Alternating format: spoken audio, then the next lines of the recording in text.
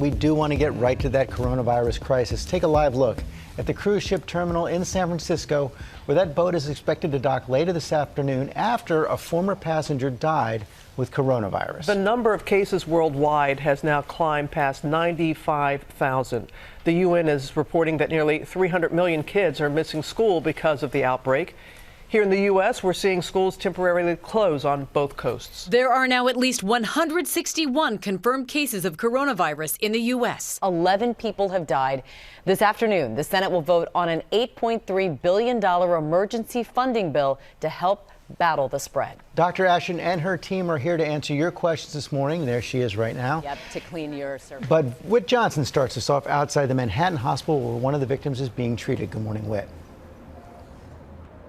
George, good morning to you. What we're seeing here is the extraordinary ripple effect associated with this virus. This one patient at this New York hospital impacting hundreds of other people. Health officials are now scrambling to get a grip on multiple outbreaks from coast to coast. This morning, California declaring a state of emergency following the state's first death in the coronavirus outbreak. Health officials revealing an elderly patient died after being exposed during a cruise last month from San Francisco to Mexico.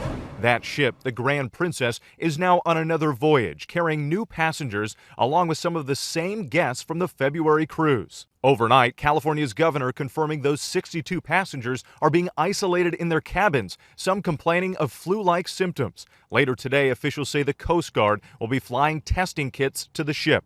The ship will not come on shore until we appropriately assess the passengers. They just told us because of the virus that we were going back to San Francisco, and because of the scare that the events were going to be shut down.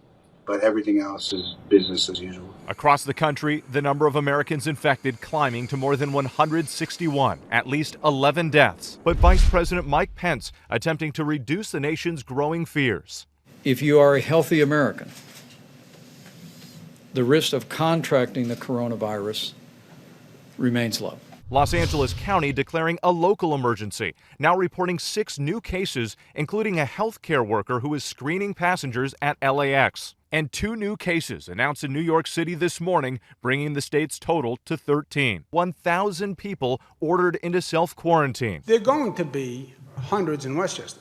Most of those connected to a single patient, a 50-year-old man now hospitalized in critical but stable condition who was a regular commuter on the train to Grand Central Station. His immediate family now infected, along with another family he came into contact with. In Washington state, families who have loved ones in the Life Care Center nursing home where 6 residents have died from COVID-19 are scared and angry.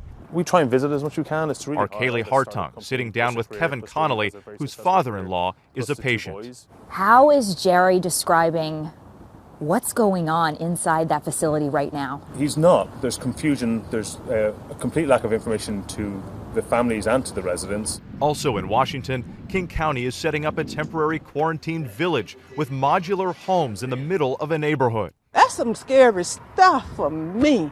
This is close to home. So, yes, I have a concern about it. And overnight, Facebook announcing it will be closing its Seattle office and recommending all employees work from home. Amazon echoing similar statements, telling employees in Seattle to work from home through the end of the month. We're also seeing swift reaction in the airline industry. Major carriers are reducing their flight schedules as demand drops. And the International Air Transport Association now says the coronavirus could result in $113 billion in industry losses. Robin? Well, hey there, GMA fans. Robin Roberts here. Thanks for checking out our YouTube channel. Lots of great stuff here. So go on, click the subscribe button right over here to get more of awesome videos and content from GMA every day, anytime. We thank you for watching, and we'll see you in the morning on GMA.